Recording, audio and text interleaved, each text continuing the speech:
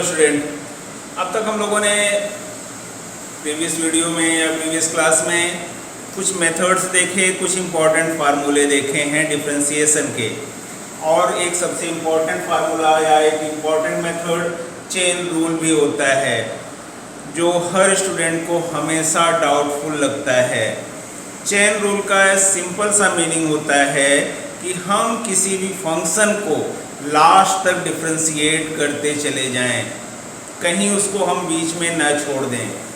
जिसको हम एक सिंपल सा एग्जांपल लेकर आपको समझाते हैं, जो आपकी एनसीईआरटी बुक का एक क्वेश्चन है।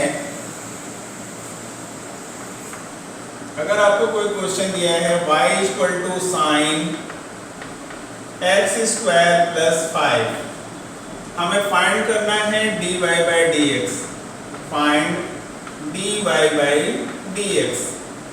अभी तक हमारे पास जो भी क्वेश्चन हुआ करते थे वह सिंपल हुआ करते थे, यानी या तो केवल sin x होता था या cos x होता था, उसका हम आप आसानी से डिफरेंशिएशन कर लेते थे। लेकिन अब यहाँ पर हमारे पास क्वेश्चन है y = sin ब्रैकेट में x² + 5, यानी हमें ध्यान में रखना है कि साइन का भी डिफरेंशिएशन हो और जो ब्रैकेट में गिवन है x² + 5 उसका भी डिफरेंशिएशन हमें करना है। तो यानी हम इसे चेन रूल के ही अकॉर्डिंग कर सकते हैं, यानी हमें लास्ट तक इसको डिफरेंशिएट करना है। पहले देख लेते हैं चेन रूल में होता क्या है। हमें इसमें एक सिंपल सा फार्मूला यूज करना है, dy/dx = dy/dt dt/dx। अगर ध्यान से देखो तो dt से dt आपका कैंसिल हो जाएगा और वैल्यू बचेगी आपकी dy/dx, यानी हमें यही फाइंड करना है। अब हमें इसको इस क्वेश्चन पे कैसे अप्लाई करना है।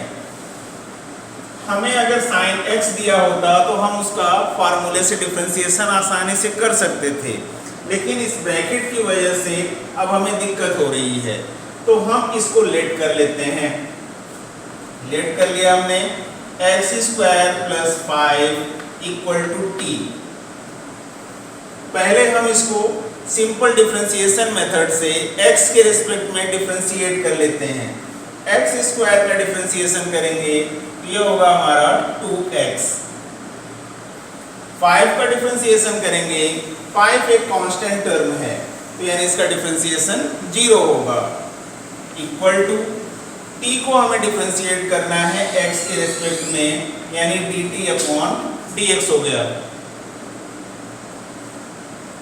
अब आ जाते हैं हम लोग फिर उसी क्वेश्चन पर। y = हो जाएगा आपका sin इस वैल्यू को, यानी x² + 5 को हम लोग t लेट कर चुके हैं, यानी y = हो गया sin t। अब हम इसे t के रिस्पेक्ट में डिफरेंशिएट कर लें, यानी dy/dt = sin x, यानी sin t के फॉर्म में दिया गया है, इसका डिफरेंशिएशन हो जाएगा आपका cos t। अब जो हमारे पास फार्मूला था उसमें हम वैल्यू पुट कर लें।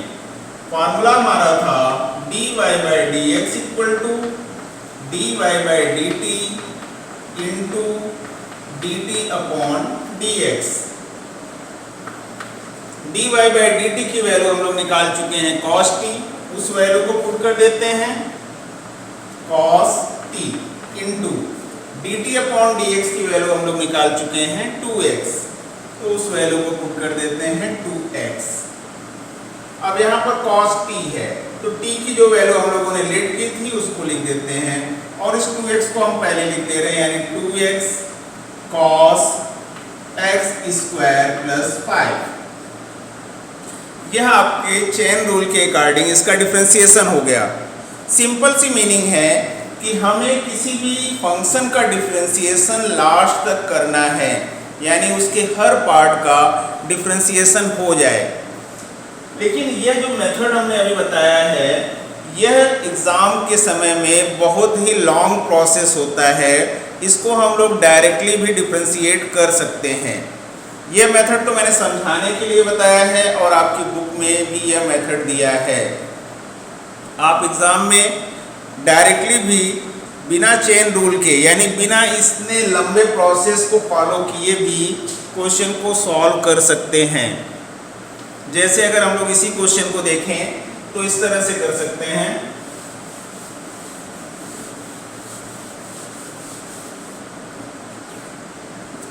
क्वेश्चन हमारा वही है, y equal to sine bracket में एक्स स्क्वायर प्लस 5, हमें फाइंड करना है dy बाई dx।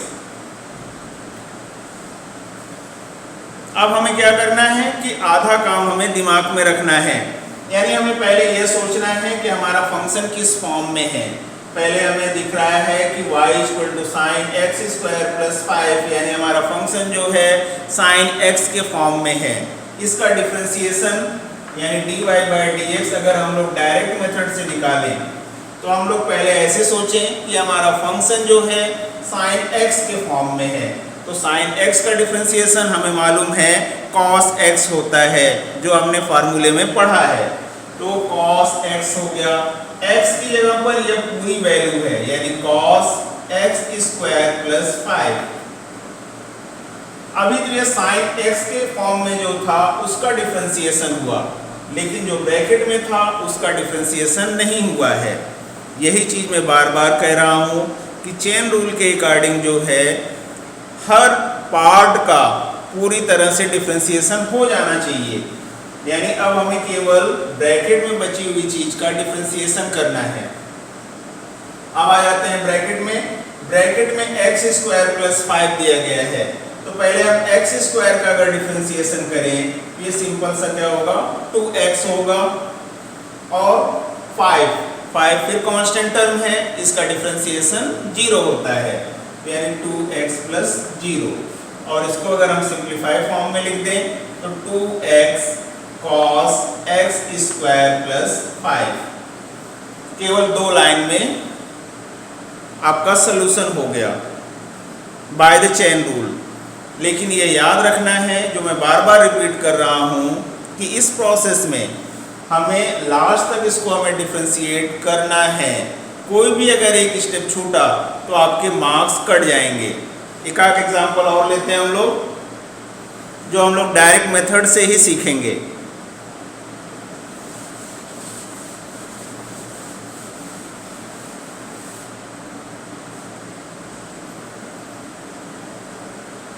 सिंपल सा क्वेश्चन जो आपका सेकंड क्वेश्चन दिया गया है एक्सरसाइज 5.2 में, cos y equal to cos bracket में sin x।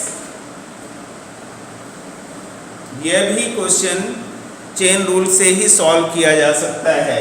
अगर हमें y इक्वल टू केवल cos x दिया होता तो इसका फार्मूला हमारा पहले से पता है कि माइनस sin x होता है, लेकिन यहाँ पर ये जो ब्रैकेट में वैल्यू दी गई है इसको भी हमें डिफरेंशिएट करना है, ये आपको ध्यान में लगातार रखना है।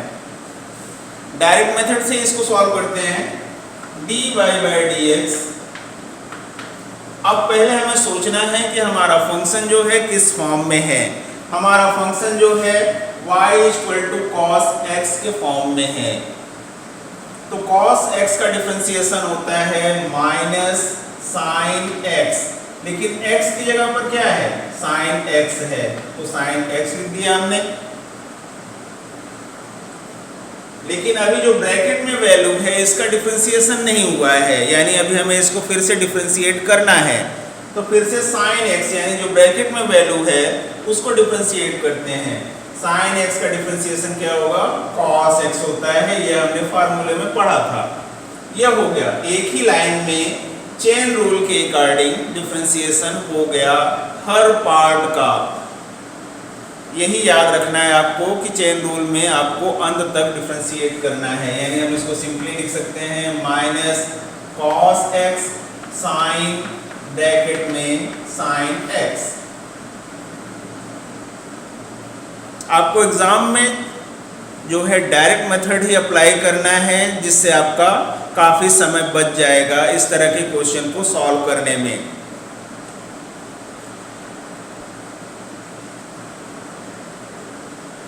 कोई और एग्जांपल ले लेते हैं ताकि आपको अच्छे से समझ में आ जाए कि चेन रूल को हम लोग डायरेक्ट मेथड से कैसे सॉल्व करते हैं।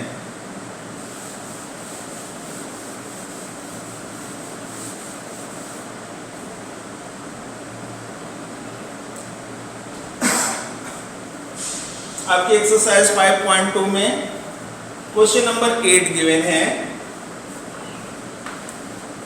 y equal to cos under root x. इसको हमें डिफरेंशिएट करना है by the chain rule direct method.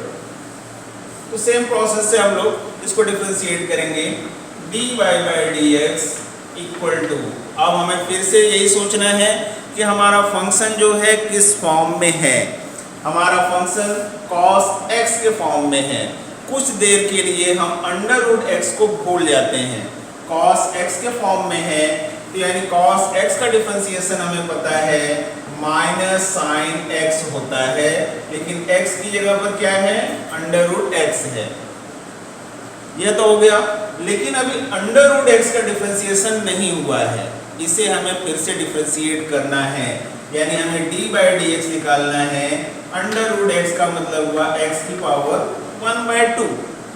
अब इसको फिर से डिफरेंशिएट कर देते हैं, minus sine under root x power n के फॉर्म में है, तो उस फार्मूले को अप्लाई कर देंगे 1/2 x की पावर 1/2 माइनस 1। थोड़ा सा सॉल्व कर दें इसको, minus sine under root x into 1/2 x power 1/2 minus 1 करेंगे तो माइनस 1/2 आएगा। अब इसको हम सिंपल फॉर्म में लिख देते हैं, केवल minus sine under root x into 1/2 under root x को नीचे लिख देते हैं, क्योंकि पावर माइनस में थी, नीचे लाएंगे तो पावर प्लस में हो गई। अब आपका आंसर हो गया 1/2 माइनस साइन के साथ under root x sine under root x. ये आपका चेन रूल का डायरेक्ट मेथड है, जिसका यूज़ आपको एग्ज़ाम के समय में करना है। वह लॉन्ग प्रोसेस अगर हम लोग सॉल्व करेंगे तो उसमें बहुत ज़्यादा समय लगता है और इतना समय हमारे पास एग्ज़ाम में होता नहीं है। ये डायरेक्ट मेथड आपके लिए सबसे इम्पॉर्टेंट होगा, लेकिन मैं बार बार कह रहा हूँ कि आपको याद रखना है कि हमें जो है हर पार्ट का डिफरेंशिएशन करना है, गलती से भी कोई भी पार्ट छूट ना जाए।